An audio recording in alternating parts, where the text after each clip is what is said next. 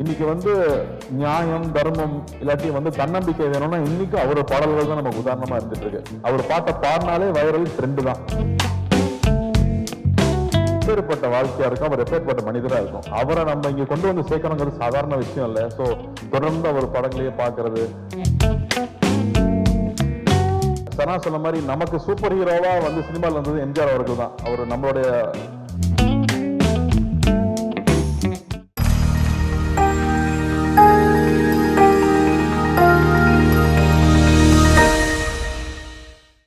எல்லாருக்கும் ஒரு டைரக்டர்ஸ் பிடிக்கும். ஆனா எனக்கு தெரிஞ்சு நிறைய டைரக்டர்ஸ்க்கு பிடிச்ச ஒரு ஆள்னா நலன் குமாரசாமின்னு சொல்லலாம். நான் எந்த செட்டுக்கு போனாலும் பசங்க சொல்லுவாங்க, சார் நலன் சார் பட மாட்டீங்களா, நலன் சார் பட மாட்டீங்களான்னு. அவ்வளவு ஃபேன் பாய்ஸ் இருக்காங்க அவங்களுக்கு. இவ்வளவு நாள் காய போட்டது பெரிய தப்பு. அவங்க எல்லாரும் வெயிட் பண்ணிட்டு இருக்காங்க இந்த படத்துக்காக. நலன் ஒரு தக் லைஃபாவே வாழ்ற ஒரு ஆளுங்க. நீங்க பாத்தீங்கல்ல, இங்க வைஃபுக்கு சல்யூட் அடிச்சுட்டு போறாப்புல, இப்படி ஸ்கோர் பண்ணிட்டு போய் நமக்கு திட்டு வாங்கி கொடுக்குற ஒரு ஆளு. எல்லாத்துக்கும் அவர்கிட்ட வேற ஒரு பிலாசபி இருக்கும், சனாசன மாதிரி வேற ஒரு பிஹேவியர் இருக்கும். சுதுக்கவும் பார்த்துட்டு இந்த ஒரு டயலாக் வச்சிருப்பாருல்ல, இந்த வேலையை செய்யறதுக்கு ஒரு குறுக்குத்தனமான முட்டாள்தனம் வேணும், ஒரு குறுக்குத்தனமான புத்தாள்தனம் வேணும்னு. உண்மையாவே நலன் படம் பண்றதுக்குமே அது தேவை. ஏன்னா அவர் சொல்ற ஐடியாவை புரிஞ்சுக்கிறதுக்கு கொஞ்சம் நேரம் ஆகும். அந்த ஐடியாவை புரிஞ்சுக்கிட்டாலும் நம்ம அதை இமேஜின் பண்ணவே முடியாது. எனக்கு 1001 அந்த மாதிரி ஒரு அனுபவம் இருந்துச்சு. செல்வராகவன் ஒரு சீன் எழுதியிருப்பாரு. அந்த சீனை புரிஞ்சுக்கிட்டு நடிக்கலாம் ட்ரை பண்ண ஒண்ணுமே புரியாது. அவர் எக்ஸ்பிளைன் பண்ணா மட்டுமே தான் அது புரியும். அப்படி நலனுடைய ஒவ்வொரு விஷயமும் வேற ஒரு பேரலல் வேர்ல்ட்ல ஒரு இமேஜினேஷன் இருக்கும். ஸோ அப்படி எனக்கு நலன் கூட ஒர்க் பண்ணது ரொம்ப ரொம்ப சுவாரஸ்யமா இருந்துச்சு.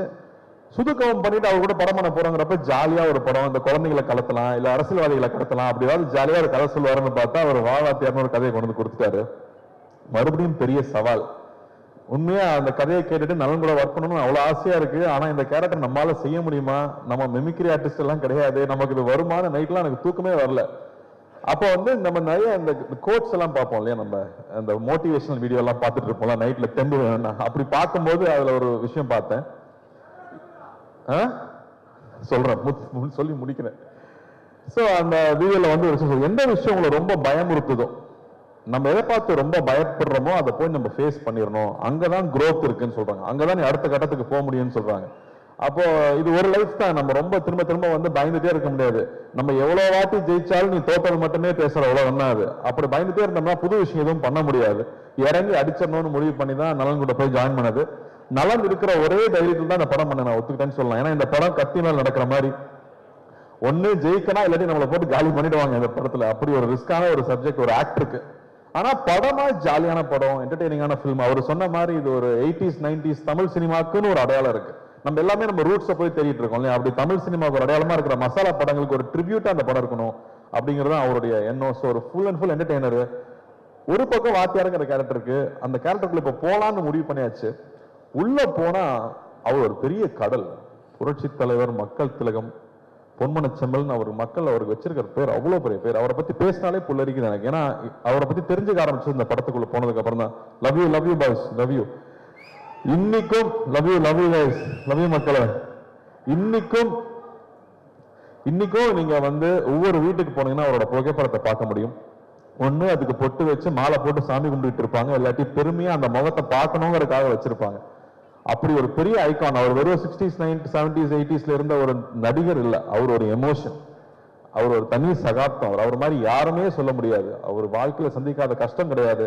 ஆனா அவரு மாதிரி மக்கள் நேயம், அவரு மாதிரி ஒரு தாராள குணம், அப்படி யாருமே நம்ம சொல்லிடவே முடியாது. அவர் சாதாரண ஆள் கிடையாது. அவரு தமிழ் சினிமாவை மாத்திருக்காரு, தமிழ்நாட்டு அரசியலை மாத்திருக்காரு, எத்தனையோ பேர் வாழ்க்கையை மாத்திருக்காரு.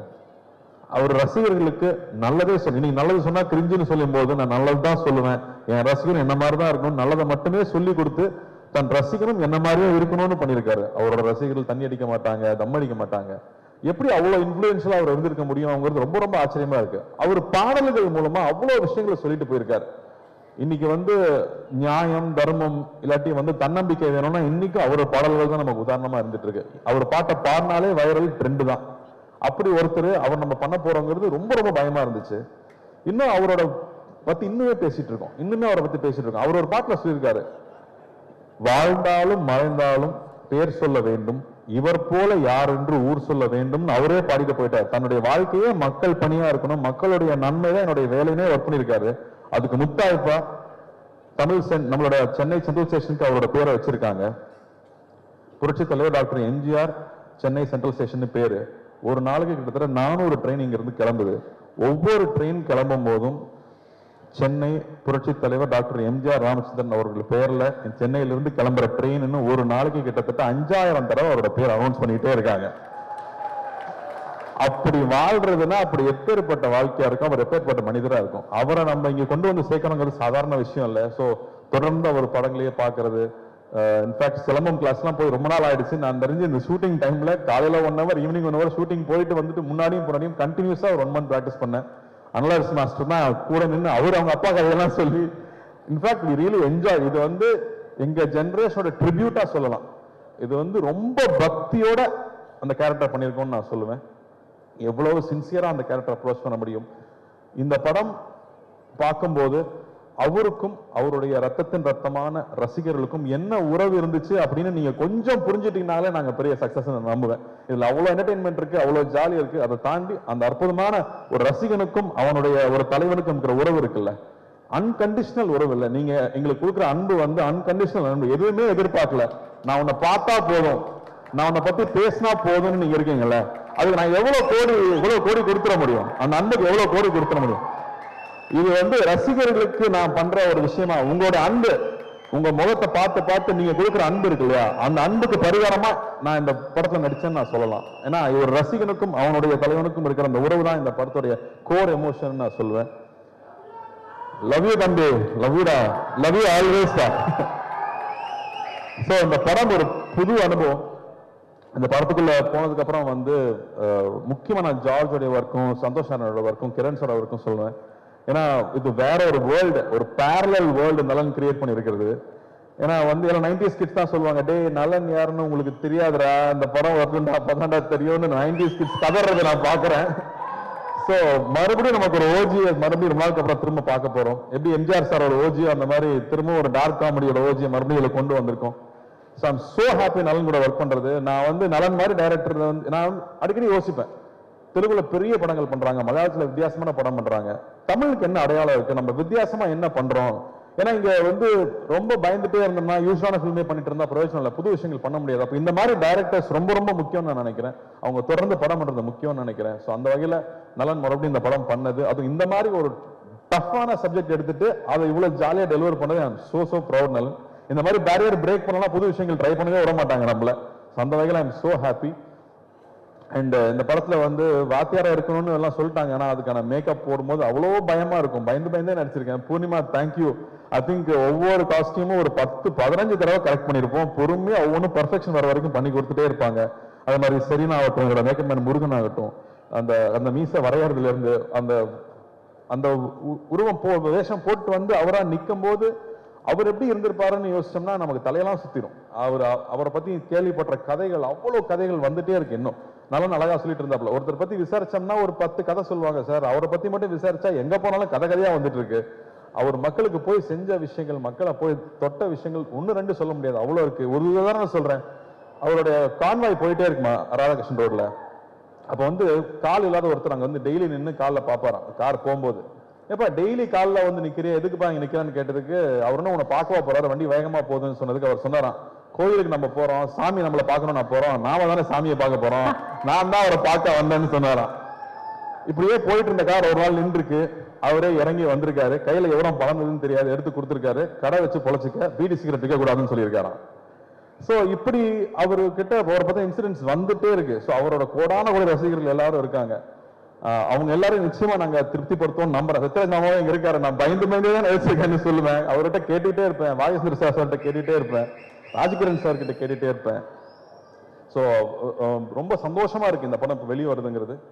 சத்யராஜ் மாமா மறுபடியும் மொட்டை பாஸ் வில்லனா நடிச்சிருக்கிறது ஒரு ஸ்பெஷல் எலிமெண்ட்னு சொல்லலாம் இந்த படத்துல. ராஜ்கிரண் சார் ஒரு கம்ப்ளீட் டிவோட்டட் எம்ஜிஆர் அவர்களுடைய ஃபேனா நடிச்சிருக்காரு, தாத்தாவா நடிச்சிருக்காரு இந்த படத்துல. ஆனந்தராஜ் சார் ஒரு பயங்கர ஸ்பெஷல் பிந்தாஸ் கேரக்டர் அவரு.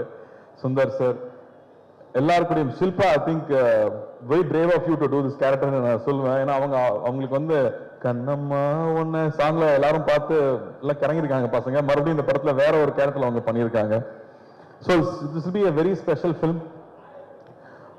ஜார்ஜோட ஒர்க் எக்ஸலண்டா இருக்கு. சனாவோட ஸ்கோர்ஸ் கொஞ்சம் கொஞ்சமா நான் பார்த்துட்டே இருக்கேன். டெஃபினட்டா ஒரு எபிக் சூப்பர் சனா சொன்ன மாதிரி நமக்கு சூப்பர் ஹீரோவா வந்து சினிமாவில் இருந்தது எம்ஜிஆர் அவர்கள் தான். அவர் நம்மளுடைய உடல் பொருள் ஆகிய கலந்தவரா இருக்காங்க. நமக்கு முன்னாடி நம்ம பார்த்த ஐகான்ஸ் எல்லாருமே. ஸோ அவர் நம்ம சூப்பர் ஹீரோ எடுக்கிற, நானும் இந்த படத்தை சூப்பர் ஹீரோ படம் ஃபில்மாவே பார்க்கறேன்னு சொல்லலாம். ஆனா நம்ம ஊர் மசாலா, நம்ம ஊர் ஸ்டைல்ல ஒரு படமா அது வந்திருக்கு.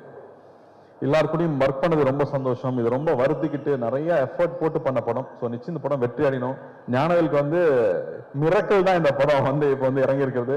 அது புரட்சி தலைவரோட ஆசீர்வாதத்தோட இந்த படம் நல்லபடியா வந்து ரிலீஸ் ஆகணும். உங்க எல்லாருக்கும் ஒரு பெரிய அன்பு, பெரிய நன்றி. இங்க வந்து இதை கலந்துக்கிட்டு வாழ்த்துறதுக்கு பத்திரிகை தொலைக்காட்சி நண்பர்களுக்கு முக்கியமா எல்லாரும் நீங்களாம் நிறைய பேர் எம்ஜிஆர் அவர்களையும் பார்த்துருப்பீங்க, அவங்களை பத்தி தெரிஞ்சிருக்கும். ஸோ உங்களுடைய அன்பு எப்பவுமே எங்களுக்கு தேவை. உங்களோட அன்பு நீங்க எப்பவுமே எனக்கு கைட் பண்ணியிருக்கீங்க, எப்பவுமே சரியான படங்கள் பண்ணும்போது பாராட்டி இருக்கீங்க. உங்களுக்கு ரொம்ப ரொம்ப நன்றி.